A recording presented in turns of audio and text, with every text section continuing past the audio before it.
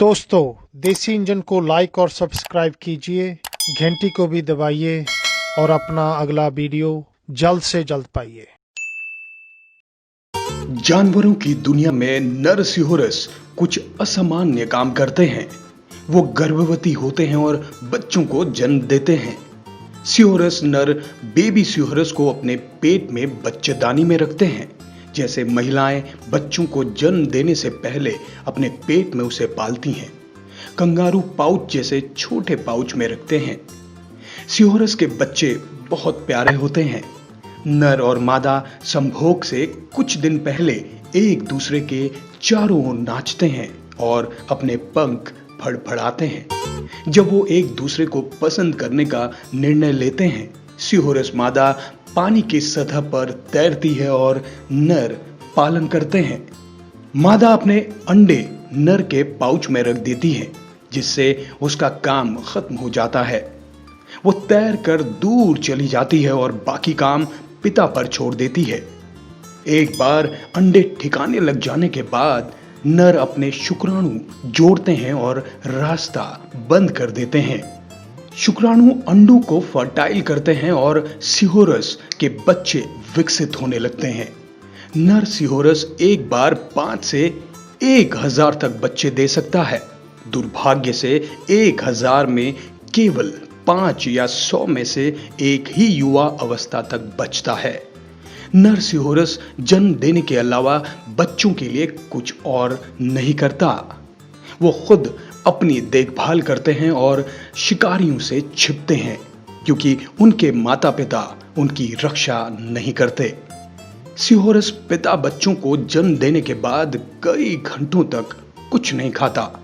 यदि बच्चे इसके बाद भी उसके आसपास घूम रहे हैं तो वो स्वादिष्ट भोजन हो सकते हैं। सिहोरस पिता कई बार अपने बच्चों को खा भी लेते हैं। ऑक्टोपस।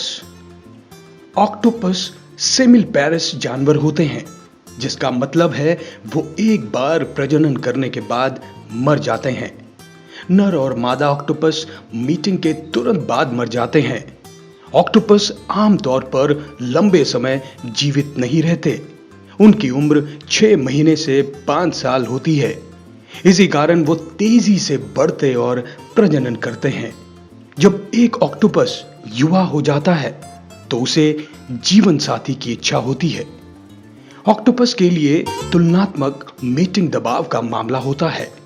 नर ऑक्टोपस की एक मॉडिफाइड भुजा होती है जो लगभग 1 मीटर लंबी होती है, जिसमें शुक्राणु की कतारें होती हैं।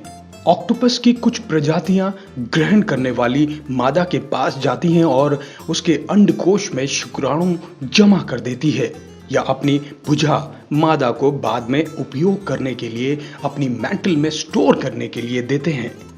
जब मादा अपने अंडे देती है तो वो बाह को बाहर निकालकर अंडों को फर्टाइल करने के लिए शुक्राणु पर फैला देती है। नर कुछ महीनों बाद मर जाता है। मादा अपने अंडों का पूरा ध्यान रखती है।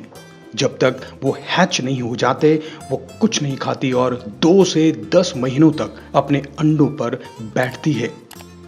उन्हें शिकारियों से सुरक्षित रखने के लिए वो अंडों पर पानी की धाराएं उड़ाती है।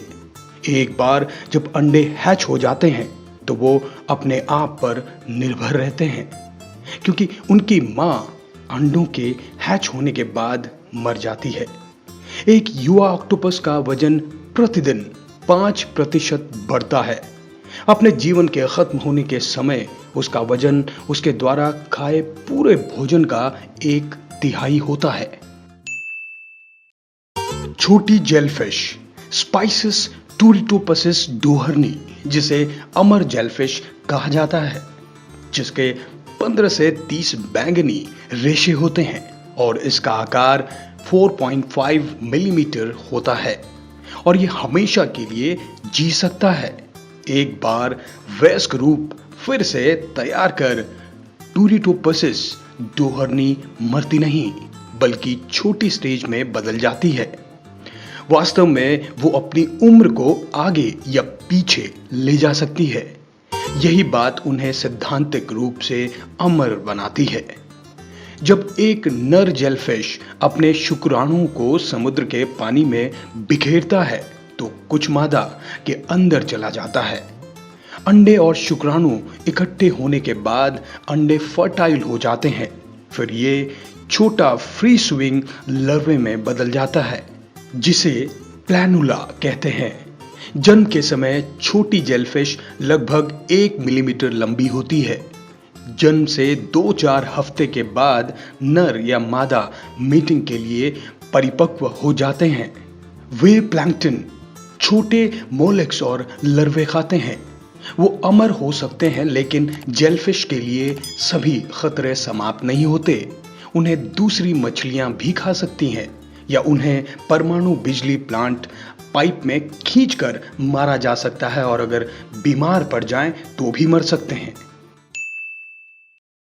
रॉयल ग्रामा जिसे फेरी बेसलेट के नाम से भी जाना जाता है, उष्णकटिबंधीय देशों में पश्चिमी अटलांटिक महासागर के प्राकृतिक रीफ स्थानों में रहते हैं।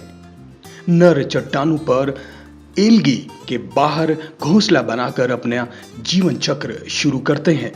ये अधिकतर मैटिंग के समय में होता है।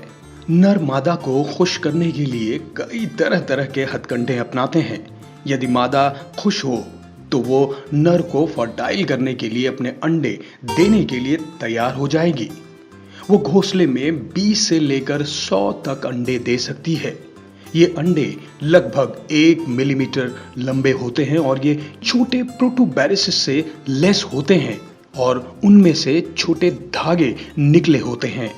ये धागे उन्हें 5.7 दिन में हैच होने के लिए एल्गी पर रखते हैं। वो ब्राइन झींगों को खाने के सक्षम होने से पहले रोटिफरों पर पलते हैं।